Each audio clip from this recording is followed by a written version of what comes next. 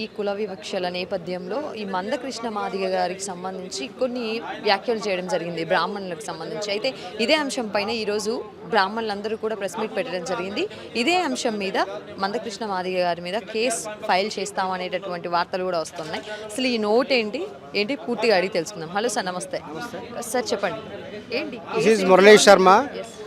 ఈ మధ్యకాలంలో మందకృష్ణ మాదిగ గారు బ్రాహ్మణుల మీద చేసినటువంటి వ్యాఖ్యల వల్ల బ్రాహ్మణ మనోభావాలు దెబ్బతిన్నాయి. దానివల్ల మందకృష్ణ మాదిగ గారి మీద కేసు ఫైల్ చేయడం జరిగింది. అది ఎక్కడంటే తెలంగాణ హ్యూమన్ రైట్స్ కమిషన్ అని ఉంది.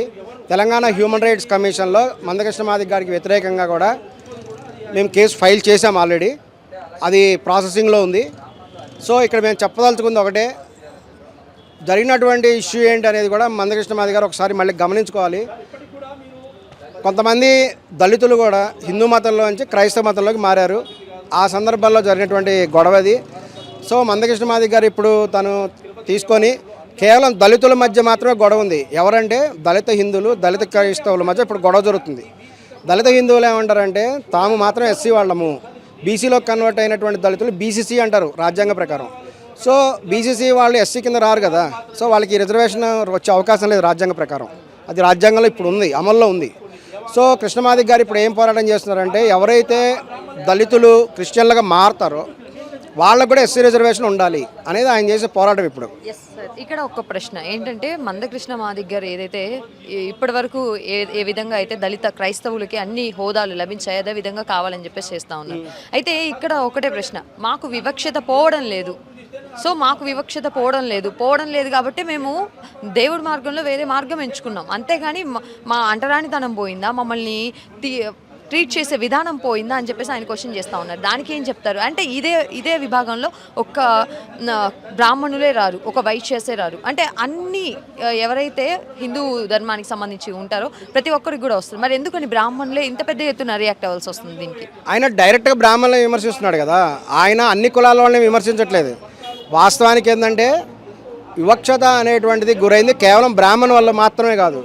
ఎందుకంటే మనం ప్రాచీన కాలం నుంచి కూడా చూసుకుంటే ఒక గుడి అనేది ప్రాచీన కాలంలో ఎవరు కట్టారు? రాజులు కట్టేవాళ్ళు, క్షత్రియులు రాజులు గుడి కట్టారు.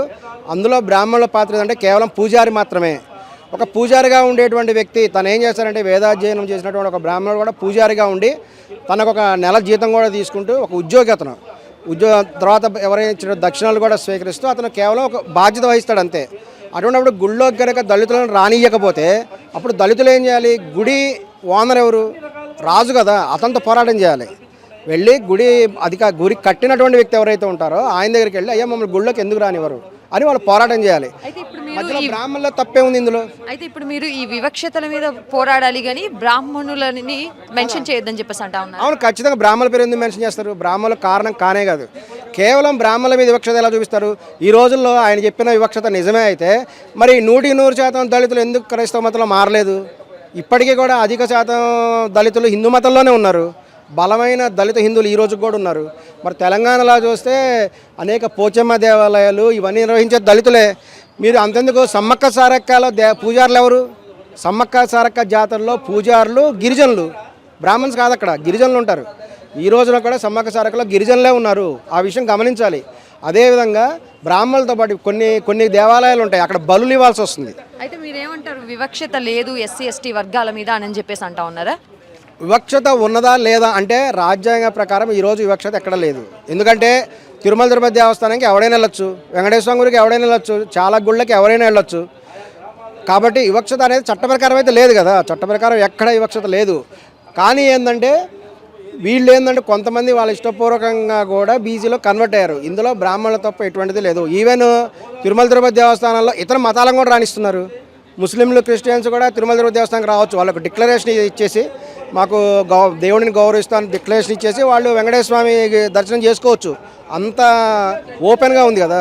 మరి ఇటువంటిప్పుడు మేము ఏమి మెయిన్ వేసామంటే దళిత హిందువులు, దళిత క్రైస్తవుల మధ్య జరుగుతున్నటువంటి గొడవ కృష్ణ మాదిగ గారు పోరాటం చేస్తున్నారు. ఓకే, మీరు పోరాటం చేయండి, కానీ కూడా దయచేసి బ్రాహ్మణుల పట్ల డిఫేమ్ చేయొద్దు.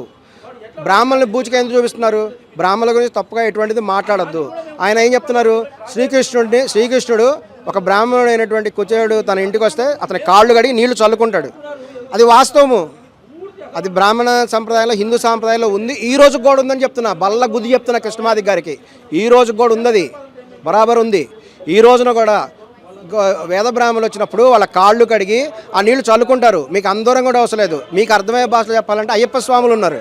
ఎవరైతే అయ్యప్ప స్వామి దీక్ష తీసుకున్నారో ఆ స్వామి ఇంటికి వచ్చినప్పుడు వాళ్ళ కాళ్ళు కడుగుతారు, కడిగి ఆ నీళ్లు చల్లుకుంటారు కదా. అవి ఆ సాంప్రదాయం ఉంది హిందూ మతంలో. అలాగే బ్రాహ్మణులకు కూడా వేద బ్రాహ్మణులు కాళ్ళు కడిగి నా కాళ్ళు కూడా కడుక్కున్నాను నేను చాలామంది ఇళ్ళకి వెళ్తే. అంటే ఇప్పుడు ఈ డ్రెస్లో ఉన్నానని కాదు, నేను కూడా ఒక సందర్భం పూజ సందర్భం వెళ్ళినప్పుడు బ్రాహ్మణుల కాళ్ళు కడిగి తల మీద నీళ్ళు చల్లుకుంటారు, కాళ్ళకు దండం పెడతారు. ఈ సాంప్రదాయం ఉంది. ఇక్కడ వివక్షత ఎక్కడ లేదు. ఎందుకంటే బ్రాహ్మణులు కూడా శ్రీకృష్ణుని పూజించారు కదా, శ్రీకృష్ణుడే పూజ చేశారు, శ్రీకృష్ణుడు దైవ అవతారంగా భావించారు. మరి భగవద్గీత ప్రకారం శ్రీకృష్ణుడు భగవంతుడిగా బ్రాహ్మణులు కూడా పూజ చేస్తున్నారు కదా. ఇక్కడ వివక్షత ఎలా ఉంది? మరి బ్రాహ్మణులు అంటే హిందూ మతానికి అపచారం చేశారు, శ్రీకృష్ణుడు అంటే వివక్షత చూపించారు. ఈ విధంగా చెడు ప్రచారం అనేది చేసి బ్రాహ్మణులకి ఇతర కులస్తుల వద్ద ఇబ్బందికరంగా జరిగే విధంగా ఆయన చేస్తున్నాడు. కాబట్టి కృష్ణమాది గారి మీద మానవ హక్కుల సంఘంలో కేసు పెట్టాము. బ్రాహ్మణుల హక్కులని కృష్ణమాది గారు హరించవద్దు అనేటువంటి అభ్యర్థన చేయడం జరిగింది. ఆయన మీద తెలంగాణ మానవ హక్కుల సంఘంలో కూడా ఆయన మీద కేసు ఫైల్ చేయడం జరిగింది.